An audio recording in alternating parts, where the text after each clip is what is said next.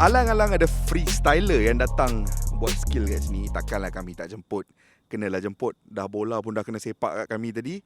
So kami jemput Zim Ahmad yang datang nak join aku dengan Faiz dalam episod terakhir Bola Itu Live untuk season ni. First and foremost, Zim, apa khabar? Hai guys, khabar baik. Alhamdulillah. Dia memang freestyler sebelum ni dah pernah jumpa freestyler 2-3 orang. Memang size dia macam ni. Aku tak tahu sebab Size Wan Mata. size Wan Mata. L apa dia? El Mago. El Mago. El Mago. Ini pun El Mago kan ni. El Kata Mago kalau kat tengok ni. ke size Boleh dia tahan ni. ke El Mago dia ni? Kecil kan. Memang So, sizing. balancing lagi better kot rasanya lah kan.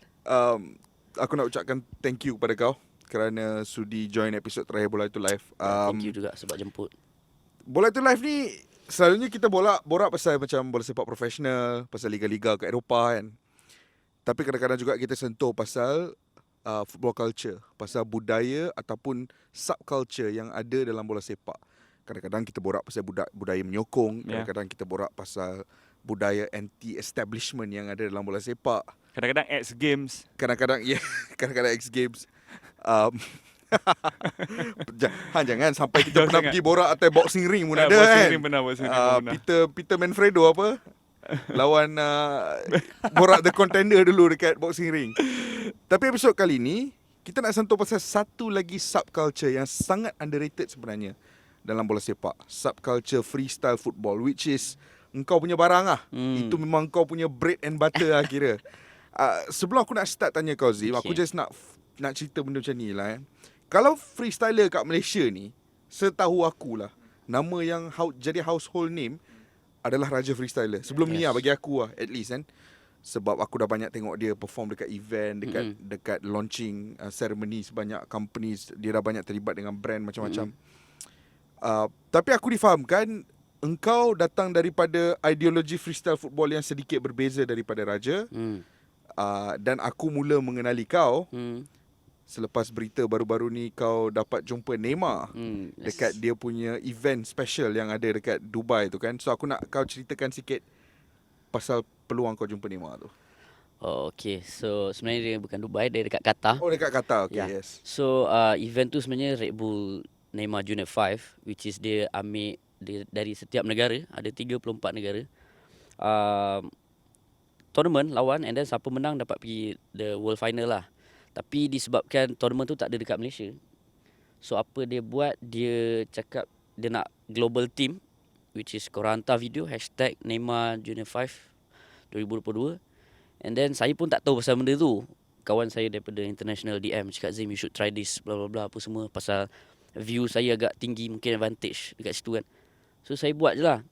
Tapi insting saya memang saya rasa saya dapat, sebab advantage dekat view tu tinggi. Dan saya buat video tu pun tak plan pun, main macam biasa dekat tempat yang saya main daripada kecil. So saya main kat situ, dekat street je. And then Neymar pilih. So daripada situ saya ada 7 negara yang team dengan saya. Ada 7 orang lah. 7 orang. Daripada England, Chile, Azerbaijan, Bahrain, Malaysia, Brazil.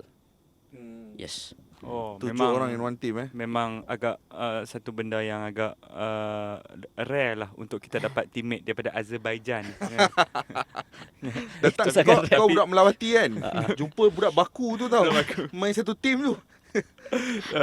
Jadi ceritakan sedikit pengalaman global team ni. Apa nama global team yang Tak ada, dia Global Team 2022 sebab dia setiap tahun ada global team. yes, tapi sebab COVID, jadi 2 tahun dia tak buat. Okay. So 2020, 2021 tak ada. Okay. Tapi dia drag semua untuk yang tahun ni lah. So ada global team ada 3. Okay. 2020, 21, 22. So yang 20 saya tak dapat. 22 saya tak try pun. Yang ni baru saya try pasal kita tak ada tournament, tak ada event. So dekat sana ada 3 global team. Yang 3-3 tu semuanya yang macam saya juga yang main skill, yang main street.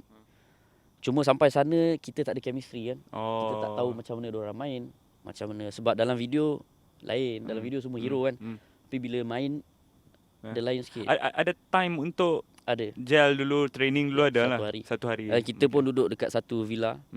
So So each global team dekat satu villa masing-masing kan. So dekat situ lah kita fikir macam mana Lepas tu kita dapat pergi venue tu sehari awal untuk kita test. Sebab Yeah. kita memang tak Tak tahu pernah. kan.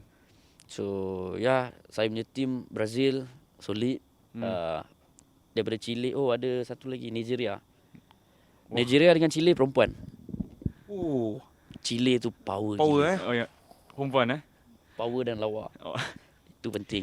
Aku sebenarnya ada banyak benda yang aku nak tanya kau pasal event Neymar tu kan. Tapi sebelum kita nak faham pasal event Neymar ni, which aku rasa we keep it for the hujung-hujung, aku nak fahami diri kau ni sebenarnya dulu. Malaysia ni aku tak terkejut lah kalau ramai minat buat skill. Sebab dari kecil pun aku rasa golongan kawan-kawan kita pun ramai yang suka buat skill. Tapi majoritinya suka buat skill tu sambil main bola. Freestyle football ni is separate daripada bermain bola kan. Sebab dia lebih fokus kepada individu, lebih fokus kepada kebolehan kau untuk melakukan sesebuah skill. Walaupun skill tu kau tak boleh guna pakai pun dalam sukan bola sepak kadang-kadang kan. Tapi dia lebih kepada expression. So aku nak fahami macam mana kau ceburi dunia freestyle ni. Okay, macam biasa semua start daripada tengok iklan lah kot. Iklan Pepsi dulu yang Ronaldinho Oh, bawa okay. LED tu. Okay. Kan? So sebenarnya iklan tu sangat pengaruh semua freestyler dalam dunia ni lah. Diorang akan cakap iklan tu lah. And Ronaldinho antara ikon untuk freestyler sendiri. Sebab dia bawa benda tu dalam mainstream punya dunia kan, bola. So saya tengok iklan tu dan saya buat trik tu tapi tak ada direction. Kita tak tahu. Kita buat suka-suka je lah kat Padang kan. Lepas tu saya jumpa seorang the first freestyler lah dekat Malaysia. Amy nama dia. Dr. Freestyler orang panggil. So dia yang ajar saya. Saya jumpa dia secara kebetulan. Lepas tu dia tengok saya dengan abang saya boleh main. And then dia bawa saya pergi show dekat Milo punya show dulu tahun 2005-6 macam tu kan. Show dekat Kedah, dekat Kelantan, dekat Malaysia lah. Masa tu saya sekarang pun dah kecil, masa tu lagi kecil lah. Masa tu memang bola tu macam bola besar gila lah kan. So saya buat skill pun skill tahap apa saya buat saya tak tahu. Berapa umur time tu? Dah masuk sekolah menengah dah? Belum. Masa tu sekolah rendah Sekolah rendah lagi. Baru lepas sunat lebih kurang lah. Memang Mak bapak bagi pergi merata Malaysia. Bagi Sukan, sebab sukan. dijaga kan oleh brother ni Dr. Freestyle tu, dia yang bawa pergi mana-mana semua. So selamat lah. And then sebab masa tu mana ada social media kan. Betul. Tak ada apa pun. Dia pun tunjuk video melalui CD dulu kan. CD. So zaman tu sangat lain lah. And then saya pun masih freestyle lagi. Dia dah tak freestyle. So saya ada dekat banyak generation. Which is saya dapat tengok different culture lah sekarang. Different zaman kan. So kena ikut peredaran zaman juga kalau saya stay tak buat video, main CD lagi kan. Orang tak kenal lah tak saya kenal lah. lah, betul. Macam tu. Tapi tadi Kish dia cakap dia bermula dengan tengok iklan Ronaldinho. Sebenarnya kita dah tahu dia akan jawab Ronaldinho. Sebab tu kita hadirkan Ronaldinho untuk Zim di belakang sana. Di belakang sana ada Ronaldinho untuk Zim. Assalamualaikum. Khas kita bawakan. Dia dekat Indonesia sekarang. dia dekat Indonesia. Dia main untuk Rans. Itu Oh, dua malam lepas. Charity game Charity game dengan Rans lawan apa aku dah lupa dah.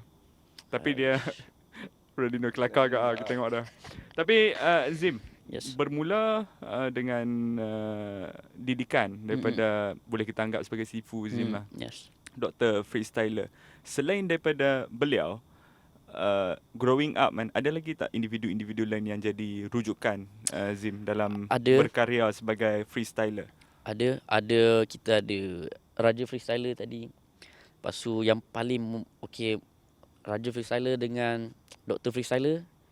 Dia freestyle tapi dia ajar saya dekat Malaysia macam mana nak buat show. Tapi dia tak buka mata saya untuk pergi international level. Oh, okay. Tapi ada seorang brother lagi nama dia Azri Trickster, which is sama level dengan Dr. Freestyle juga dulu. Dia Singaporean. Okay. Tapi dia the first boleh kata Melayu pertama yang pergi international macam saya sekarang, tapi dulu. No, dia Jadi, dia dulu daripada awak lah. Dulu 2008 dia dah dekat South Africa compete dengan Siang Gania tu kan. So saya masa tu buka Facebook, saya jumpa ini Muhammad Melayu ni dekat Paris buat apa ni kan? Main dengan Freestyler International. Saya expect dia Malaysian lah. Saya cari tak jumpa, rupanya dia Singaporean. So 2000 World Cup 2014 dia ada dekat sini. First time saya jumpa dia. Dan saya memang admire dia lah. Saya tanya dia macam mana apa semua. So dia yang membuat saya untuk pergi lebih daripada Malaysia. Ah. Keluar Keluar international. lagi satu step lagi tinggi ya. Yes. Dia macam ni Kish, freestyling ni. Okay, ada bola sepak, ada futsal, ada bola sepak pantai. Tapi freestyling ni dia lagi dekat dengan sukan-sukan kalau dalam pandangan aku lah. Dia lagi dekat dengan sukan-sukan ekstrim macam BMX ke, macam skateboard, breakdance ke. Dia ada satu Elemen-elemen. elemen-elemen subculture yang berbeza Dia- daripada bola sepak. Setuju. Dia macam sukan yang berpaksikan ekspresi Ya, kan. ekspresi. Dia bukan kau nak score sesebuah gol ke, bukan kau nak score sesebuah jaringan ke. Dia lebih kepada apa yang kau boleh buat untuk express kau punya emotion melalui pergerakan bola sepak dan kaki kau dan badan kau. Lenggokkan badan tu. Sebab- Benda tu yang apa kau cakap? No, I mean sebab kalau hang ping 50 yarder bola kan, hang akan expect ada seorang teammate hang untuk terima bola tersebut kan. 50 yard ni. Maknanya sukan tu dah, itu saja, pergerakan tu saja dah jadi sukan berpasukan sebab hang perlukan orang untuk terima. Tapi kalau nak buat satu trick freestyle ataupun satu trick skateboard ataupun satu trick BMX, dia perlukan pengulangan. Dia seorang saja dulu. Kan? Jadi betul lah cakap hang tadi, dia berasaskan expression. Ekspresi. And benda tu yang sebenarnya kadang-kadang aku tak faham, Zim. Aku nak tanya kau pasal benda ni. Sebab dalam hidup aku ada seorang kawan luar kat sekolah. Nama dia Megat. Kalau Megat tengah tengok dia kenal lah. Member ni, dia betul-betul minat freestyle. Dia main bola. Memang main bola tim aku semua. Tapi otak dia tu memang freestyle. Even eventually dia jadi dancer lah. Okay. Tapi dari kecil tu dia suka freestyle. Even dia as someone yang berulang-ulang melakukan freestyle tu, after a while kau akan macam give up lah. Sebab it's bukan easy kau nak build. Kadang-kadang trick tu dah berapa minggu belajar pun tak dapat-dapat. Kadang-kadang so aku nak faham benda tu dalam otak kau, Zim. Apa perkara yang berlaku dalam otak kau dari kau muda sehingga kau maybe teenager atau even now, yang mana apa-apa skill baru ke pergerakan baru tu kau boleh ada resilience untuk praktis sampai kau dapat benda tu. Sebab ini adalah satu arena yang ramai cuba tapi ramai juga yang give up. Yes, sangat ramai.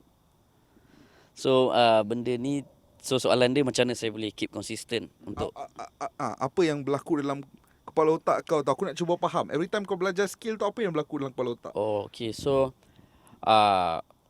saya banyak tengok video luar negara. Macam mana dia learn satu trick tu.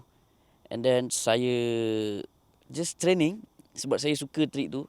Dan ada yang jadi, ada yang tak jadi. Ada trick yang perlukan 5 tahun. Ada trick yang perlukan sebulan. 5 tahun Depends on luck kalau orang tu power. Macam saya pernah ada suka satu trick ni. Selalu tengok, tak pernah try. Tiba-tiba Apa nama trick tu kalau boleh share? Eclipse. Oh, dia macam mana tu? Dia macam, tahu tak trick yang pegang kaki lepas tu lompat kaki keluar. Tapi ni tak pegang. Ni bola dekat situ, lepas tu kita lompat. Yes. So trick tu first try terus dapat. So tu saya cakap dia berbeza-beza. Ada trick yang orang ni memang dilahirkan okay. kau memang boleh buat trick ni. Tapi ada juga trick yang saya give up. Macam tak nak memang tak boleh lah. So bila tiba-tiba ada member boleh buat, kita jadi bakar macam. Jadi So geram contoh lah. kalau member Megat tadi dah ada ramai kawan, dia tak boleh buat, kawan dia boleh buat, confirm nanti dia akan buat lagi. Sebab dia kena ada crowd yang membantu untuk betul. okey nak buat. So community tu penting lah untuk kau. Kalau dari 0 ke 100, engkau punya kemajuan dalam freestyle ni, berapa percentage yang kau akan bagi kredit kepada community kau? Okey. Interesting. Boleh kata 50 lah. 50% 50% daripada community, 50% daripada diri sendiri ya. 50.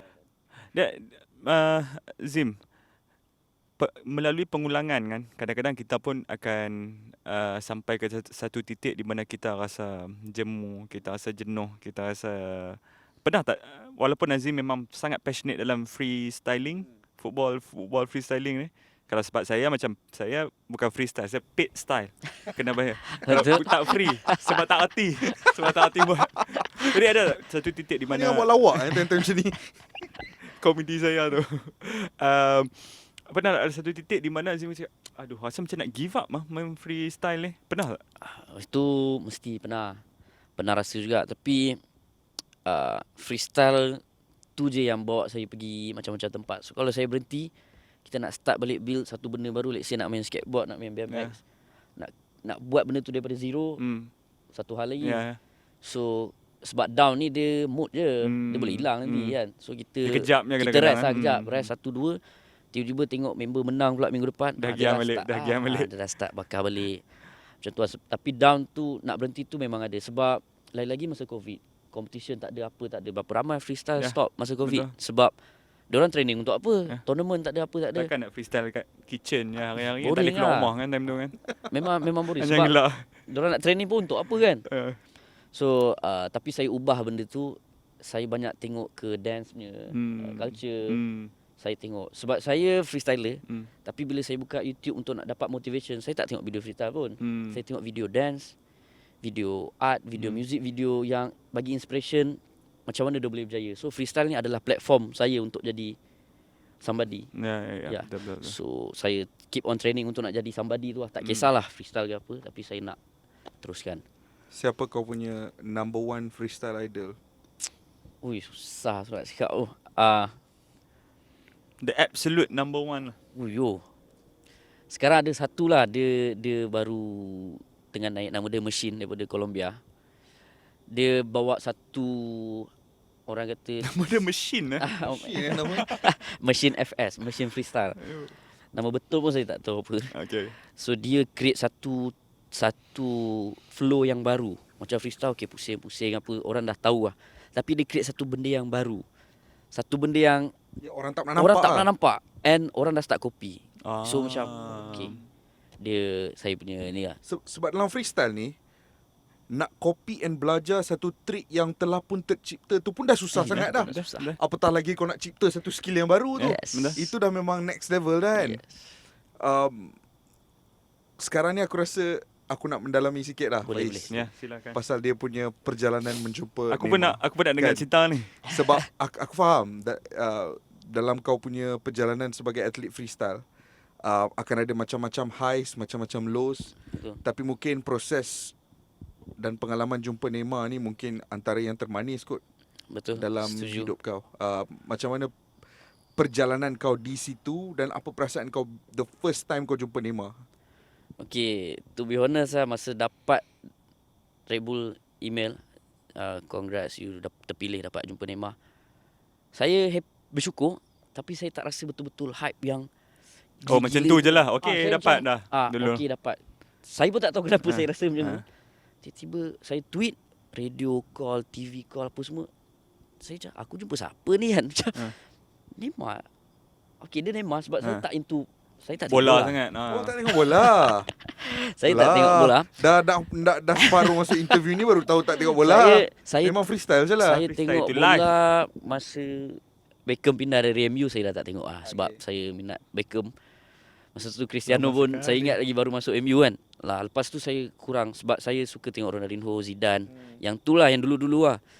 So bila dapat Neymar ni saya macam okay Neymar, okay lah dapat pergi. Lepas tu orang hype-hypekan lagi, saya macam kena hype juga ah. Kena cari lah siapa Neymar. Maksudnya saya tahulah dia siapa. Tapi tak tahu to what tahu degree. yang macam mana orang happy Ya, ya, ya. Neymar kan. So saya rasa okey lah, ini satu benda yang best. Lepas tu saya pergi, ramai yang respect lah dengan benda tu kan, daripada main tepi jalan. Sebab dulu saya main kat Sogo, tak ada duit kan, saya main kat Sogo dapat RM2 pergi makan apa semua, tiba-tiba dapat jumpa Neymar sekarang. So the journey tu orang suka lah benda tu kan. So bila dapat jumpa Neymar ni, satu benda yang orang kata proof lah untuk daripada kosong boleh je kita berjaya kan. So sampai ke sana, mula-mula Neymar nak cancel, dia tak datang pasal dia ada PSG punya game. Semua dah down lah, player semua dah down dekat sana. Lepas tu last tu Red Bull datang, Red Bull tu saya rapat dengan dia.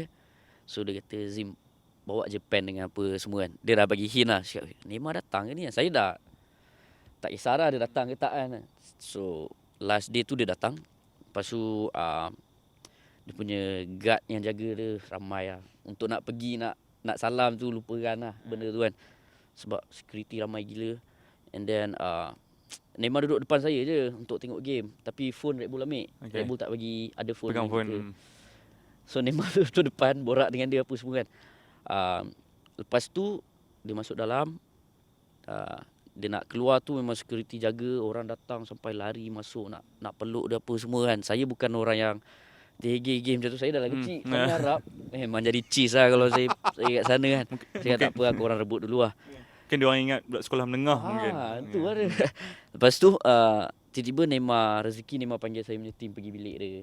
Dia nak jumpa sebab kita tak jumpa dia dekat Padang tu, dia ajak pergi bilik dia. Lepas tu jumpa. Dan masa saya tengok dia sebenarnya saya kesian juga dengan live dia. Sebab orang buat dia macam tak ada perasaan mungkin.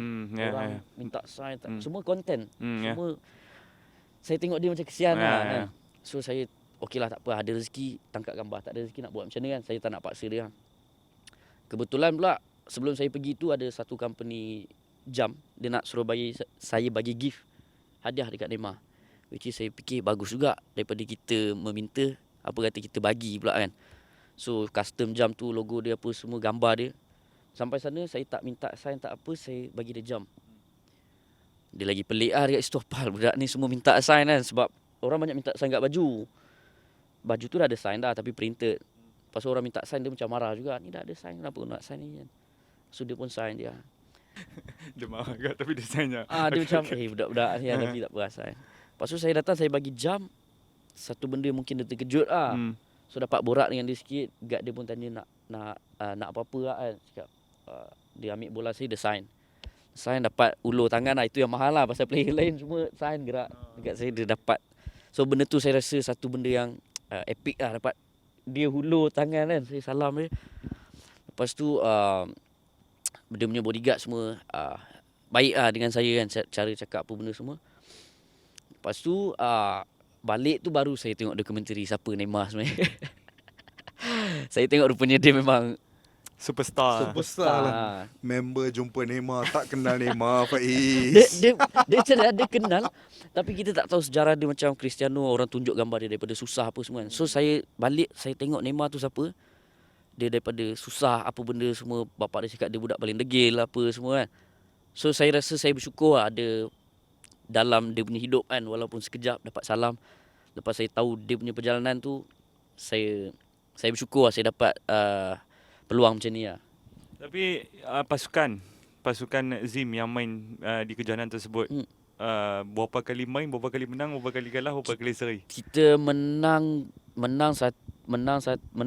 Main berapa game? Main 4 game. lah. 4 rasanya. First kita lawan Azerbaijan yang rare tadi. Azerbaijan tu kita seri. Lepas tu lawan France. France ni yang paling act sekali lah. Tak nak salam, tak nak apa. Oh, macam tu Memang poyo gila lah France kan.